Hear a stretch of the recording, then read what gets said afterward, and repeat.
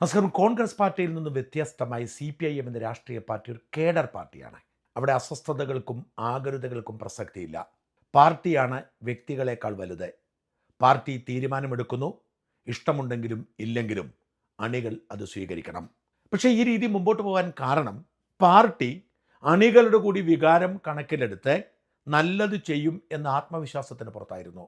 എന്നാൽ Pinarayi Vijayan party secretary ആയതോടെ സ്ഥിതിയാകെ മാറി. Party വെറും നോക്കുകുത്തിയാവുകയും പിണറായിയെ പോലുള്ളവരുടെ താല്പര്യങ്ങൾ മാത്രം മുൻപിലെത്തുകയും ചെയ്തു. അങ്ങനെയാണ് പിണറായി പാർട്ടിയെ അടക്കി വാണതും മൂന്നാം തവണയും മുഖ്യമന്ത്രിയാവാൻ ഉളുപ്പില്ലാതെ ഖജനാവിലെ പണമെടുത്ത് ചെലവഴിച്ച് മാറ്റുരയ്ക്കുന്നതും നുണ പറയുന്നതും. പിണറായി ഇങ്ങനെ ഏകാധിപതിയെ പോലെ മുമ്പോട്ട് പോകുമ്പോൾ പിണറായിക്ക് ഓശാന പാടുന്ന നേതാക്കൾക്ക് ചില്ലറ ലാഭമെങ്കിലും ഉണ്ടാവേണ്ടതുണ്ട്. അതുകൊണ്ട് മുതിർന്ന ചില നേതാക്കളെ സുഖിപ്പിക്കാൻ അവരുടെ ദുശീലങ്ങൾ കണ്ടെത്തി അത് സഹായിക്കുന്ന രീതി പിണറായിക്കുണ്ട്. അങ്ങനെയാണ് പാർട്ടിയുടെ പോളിറ്റ് ബ്യൂറോ അംഗമായ വിജയരാഘവന്റെ ഭാര്യ ബിന്ദു ഒരു അധ്യാപിക എന്ന നിലയിൽ ജീവിതകാലം മുഴുവൻ ചെലവഴിക്കുകയും പെൻഷനോടുകൂടി റിട്ടയർ ചെയ്തപ്പോൾ ഒരു പാരമ്പര്യവുമില്ലാതെ സീറ്റ് കൊടുത്ത് MLA ആക്കി മന്ത്രിയാക്കിയതും.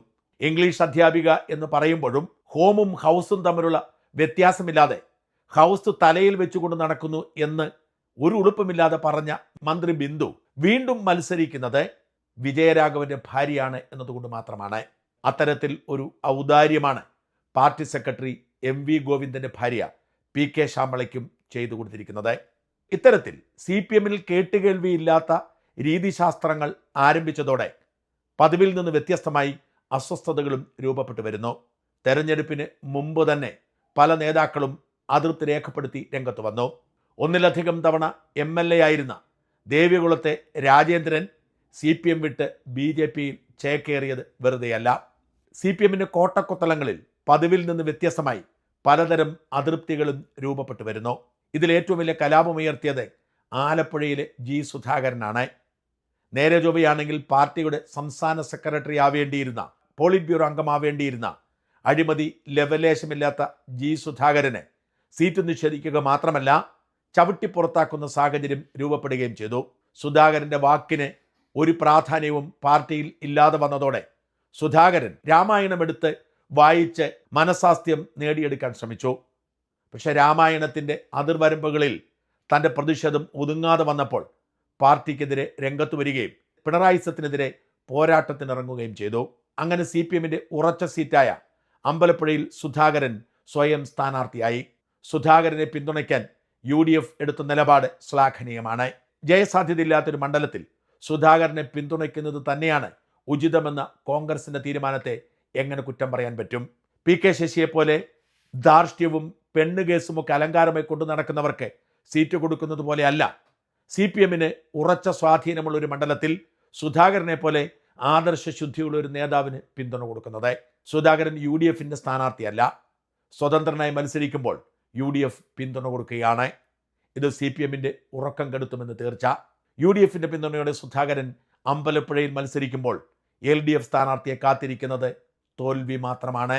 കഴിഞ്ഞ തവണ സുധാകരൻ അതൃപ്തനായപ്പോൾ CPM സ്ഥാനാർത്ഥി ജയിച്ചത് കേവലം 11,000 വോട്ടുകൾക്കാണെന്ന് ഓർക്കണം. അതുകൊണ്ട് തന്നെ CPM-ന്റെ ഒരു കുത്തക സീറ്റ് ഇക്കുറി അവർക്ക് നഷ്ടപ്പെടുമെന്ന് തീർച്ച. CPM-നുള്ളിൽ ആഭ്യന്തര കലാപം ആരംഭിച്ചിരിക്കുന്ന മറ്റൊരു മണ്ഡലം തളിപ്പറമ്പാണ്. ജെയിംസ് മാത്യു എന്ന മാന്യനായ നേതാവ് 40,000-ലധികം വോട്ടുകൾക്ക് ജയിച്ചിരുന്ന തളിപ്പറമ്പിൽ കഴിഞ്ഞ തവണ പാർട്ടി സെക്രട്ടറി MV ഗോവിന്ദൻ മത്സരിച്ചപ്പോൾ ഭൂരിപക്ഷം പകുതിയായി കുറഞ്ഞിരുന്നു. CPM ഉറപ്പായും ജയിക്കുന്ന ആ മണ്ഡലത്തിൽ ഇക്കുറി സ്ഥാനാർത്ഥിയെ നിയോഗിച്ചത് PK ശ്യാമളയാണ്. MV ഗോവിന്ദന്റെ ഭാര്യ എന്ന പദവിയും ഒരു നിരപരാധിയായ മനുഷ്യനെ ആത്മഹത്യയിലേക്ക് തള്ളിവിട്ടു എന്ന കിരീടവും മാത്രമാണ് ശ്യാമളയുടെ അലങ്കാരം. ശ്യാമളയ്ക്കെതിരെ ശക്തമായ നിലപാടുമായി രംഗത്തെത്തിയിരിക്കുകയാണ് പാർട്ടി ജില്ലാ സെക്രട്ടേറിയറ്റ് അംഗവും പിണറായി ജില്ലാ സെക്രട്ടറി ആയിരുന്നപ്പോൾ ഏരിയ കമ്മിറ്റി സെക്രട്ടറിയുമായിരുന്ന TK ഗോവിന്ദൻ.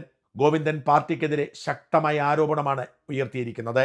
പാർട്ടി സെക്രട്ടറി മത്സരിക്കാതിരിക്കുമ്പോൾ ഭാര്യയ്ക്ക് സീറ്റ് കൊടുക്കുന്ന അവസ്ഥയിലേക്ക് CPM മാറരുതെന്നും അതിനെതിരെയുള്ള പ്രതിഷേധമായി താൻ മത്സരിക്കുമെന്നും ഗോവിന്ദൻ പറയുന്നു. ഗോവിന്ദൻ പാർട്ടിയുടെ മുതിർന്ന നേതാവാണ്. ഗോവിന്ദന്റെ വികാരം തന്നെയാണ് പാർട്ടിയിലെ അനേകായിരം പ്രവർത്തകർക്കുമുള്ളത്. അവിടെയും ഗോവിന്ദനെ പിന്തുണയ്ക്കാൻ UDF തീരുമാനിച്ചാൽ അത് വലിയൊരു അട്ടിമറിക്ക് കാരണമാകും. തളിപ്പറമ്പിൽ UDF ഒരു സ്ഥാനാർത്ഥിയെ നിർത്താനോ നിർത്തി ജയിക്കാനുള്ള സാഹചര്യമല്ല അന്തരീക്ഷത്തിലുള്ളത്. പലയിടങ്ങളിലും ബൂത്തിൽ പോലും ആളെ കിട്ടാത്ത അവസ്ഥയാണ്. അവിടെ ഒരു CPM നേതാവ് തന്നെ UDF സ്ഥാനാർത്ഥിയായി വന്നാൽ അത് CPMന് വലിയ തിരിച്ചടിയായി മാറും. TK ഗോവിന്ദനെ പിന്തുണയ്ക്കാൻ UDF തീരുമാനിച്ചാൽ അത് ചരിത്രപരമായ നേട്ടമെന്ന് വിശേഷിപ്പിക്കേണ്ടി വരും. CPMനെ സംബന്ധിച്ചിടത്തോളം ഇത് താങ്ങാനാവുന്നതിലും വലിയ തിരിച്ചടിയായിരിക്കും.